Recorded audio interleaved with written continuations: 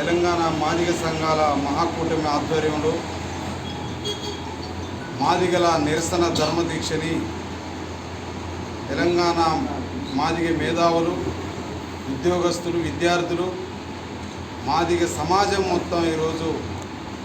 తెలంగాణ రాష్ట్రంలో మాదిగలకి పార్లమెంట్ స్థానాలలో కనీసం అవకాశం కల్పించినటువంటి కాంగ్రెస్ పార్టీని ఈరోజు డిమాండ్ చేస్తూ ఈ దీక్ష చేపట్టడం జరిగింది. వాస్తవికంగా 10 సంవత్సరాల్లో మాదిగ జాతిని వంచి మోసం చేసినటువంటి బీఆర్ఎస్ ప్రభుత్వాన్ని, గతంలో ఉన్న బీఆర్ఎస్ ప్రభుత్వాన్ని బీజేపీ 100 రోజుల్లో వర్గీకరణ చేస్తని 10 సంవత్సరాలు కూడా వర్గీకరణ చేయకుండా మాదిగలను నిర్లక్ష్యం చేసినటువంటి ఈ దుర్మార్గపు మాదిగ వ్యతిరేక పార్టీలని కాదని గతంలో జరిగిన మొన్న అసెంబ్లీ ఎలక్షన్లో గంపగుత్తగా మాదిగ జాతి మొత్తం కాంగ్రెస్ పార్టీకి ఓట్లేసి రేవంత్ రెడ్డి గారిని అధికారంలోకి తీసుకురావడం జరిగింది. కానీ అధికారంలోకి వచ్చిన తర్వాత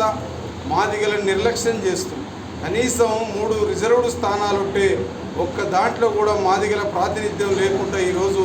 కాంగ్రెస్ పార్టీ నిర్ణయం తీసుకోవడాన్ని నిరసిస్తూ కాంగ్రెస్ పార్టీ ఖచ్చితంగా 2 రిజర్వ్ స్థానాలలో ఎక్కడైనా 2 పార్లమెంట్ స్థానాలని కంటోన్మెంట్ ఉప ఎన్నికలో మాదిగలకు కూడా అవకాశాన్ని కల్పించి ఒక రాజ్యసభ, 2 ఎమ్మెల్సీలు, అదేవిధంగా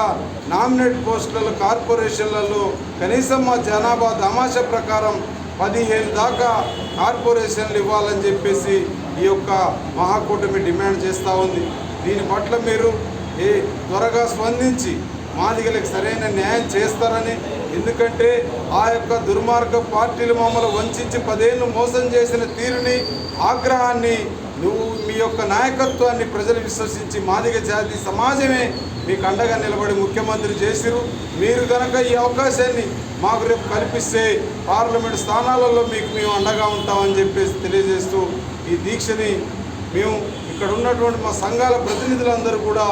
ఎంతో ఆవేదనతో ఈ యొక్క సమస్య పరిష్కారం కోసం కూర్చోవడం జరిగింది.